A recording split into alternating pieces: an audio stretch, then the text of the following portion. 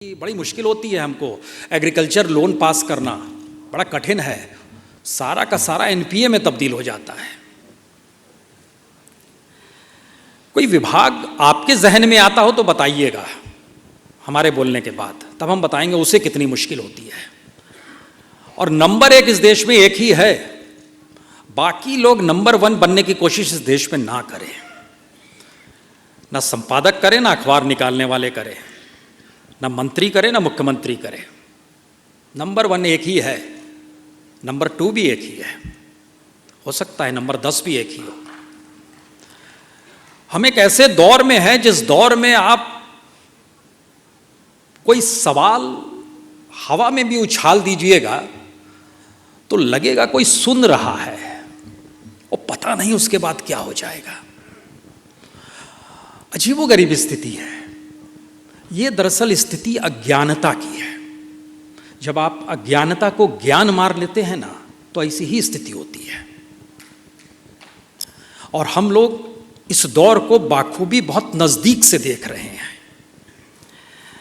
और हम लोग की मुसीबत यह भी है कि हम लोग जिस टेक्नोलॉजी की पीठ पर सवार होकर चले उसका ग्लैमर कुछ ऐसा।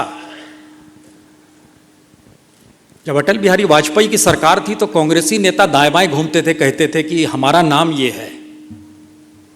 जब कांग्रेस की सरकार आई तो बीजेपी के नेता दाएं बाएं घूमते थे। उसमें हम बड़े बड़े नाम ले सकते हैं आपके सामने, अडवाणी जी तक आ जाते थे। मैं लाल कृष्ण अडवाणी, पहचानते हैं ना। ये हालत हो जाती है सत्ता ना रहे तो। और मोदी जी ने और कमाल कर दिया, सत्ता आई तो उनके अपने बीजेपी के लोग भी बताने लगे मैं मंत्री हूं, मैं देखिए ना क्लाइमेट चेंज पर बहस हो रही है लेकिन मैं पर्यावरण मंत्री हूं, मुझे पहचान लीजिए। कमाल की स्थिति है। लेकिन उड़ीसा में जब हम आ रहे थे और हमारे पास झटके में फोन आया कि आप आइए, हमने वक्त नहीं लगाया। उसकी कई वजह थी। हमें नहीं जानकारी थी कि संवाद ग्रुप 1984 में शुरू हुआ, उस समय हमें नहीं जानकारी थी। लेकिन हमारे जहन में उड़ीसा की पॉलिटिक्स और मौजूदा वक्त की स्थिति, हम बार बार इन सवालों को ढूंढते रहे कि अखबारों में उड़ीसा के जरिए ही कोई रिपोर्ट हमको पढ़ने को नहीं मिली जो मिलनी चाहिए थी। खास तौर से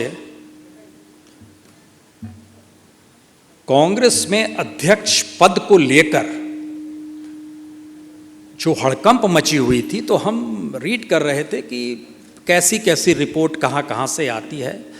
तो जो अंग्रेजी अखबार यहाँ से निकलते हैं, हमने उसमें भी आर्टिकल्स पढ़े।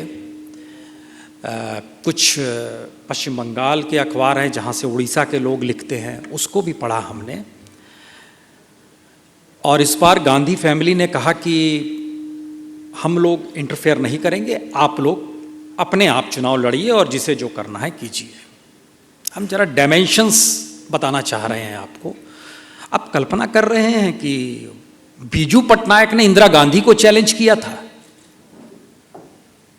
अध्यक्ष पद को लेकर 1969, और जब कामराज प्लान आया था तो इंदिरा गांधी के साथ बीजू पटनायक खड़े थे। और उसके बाद बीजू पटनायक ने अपनी उत्कल कांग्रेस बना ली थी।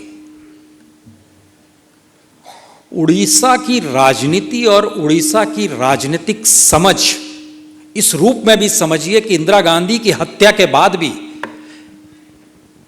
समूचे देश में कांग्रेस की लहर और 400 से ज्यादा सीट, लेकिन बीजू पटनायक चुनाव नहीं हारे थे। नवीन पटनायक की राजनीति 2014 में लोकसभा चुनाव में 21 में से 20 सीट जीत जाती है और 2019 में भी 12 सीट जीते। दूसरे राज्यों की तुलना में कॉम्पेटिबली बहुत बेहतर। एक ममता बनर्जी बगल में खड़ी। इसके कई मतलब होते हैं।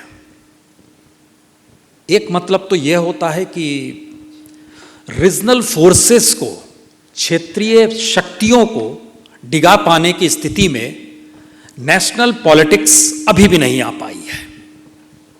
दूसरा मतलब होता है नेशनल पॉलिटिक्स की समझ जो है वह दिल्ली की सत्ता देखती तो है लेकिन इस देश को नहीं देखती है।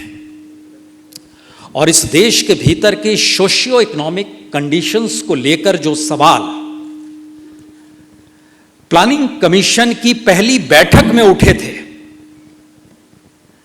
इस देश के 75 गरीब जिलों का जिक्र किया गया था प्लानिंग कमीशन की पहली बैठक, और प्लानिंग कमीशन को हटा के नीति आयोग बना दिया गया और नीति आयोग के भीतर 125 एस्पिरेशनल डिस्ट्रिक्ट्स रखे गए।